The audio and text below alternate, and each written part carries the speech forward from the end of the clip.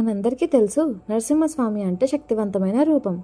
ఒకవైపు సింహపు తల, ఇంకొక వైపు మానవ శరీరం.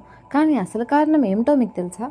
దీని వెనుక ఒక రహస్య లాజిక్ ఉంది. హిరణ్యకశిపుడు అనే రాక్షసుడు తనకి మరణం రాదన్న అహంకారంతో దేవతల్ని హరణ చేస్తారు.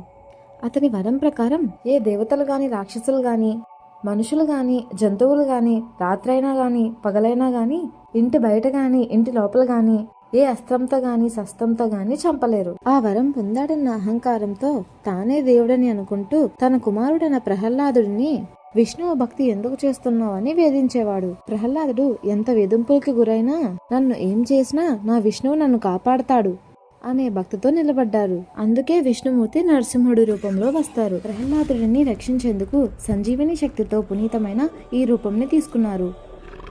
గదికి గుమ్మానికి మధ్య ప్రహారం మీద కూర్చొని హిరణ్యకశిపుడిని తన గోళలతో చంపేస్తారు. ఆ ఉగ్ర రూపాన్ని చూసి దేవతలు కూడా భయపడిపోయారు. ఈ రూపం మనకి చెప్పేది ఏంటంటే ధర్మాన్ని కాపాడేవారు ఎప్పటికీ భయపడరు. ఈ వీడియో మీకు నచ్చినట్టయితే లైక్ చేయండి అండ్ జై నరసింహ అని కామెంట్ బాక్స్ లో కామెంట్ చేయండి.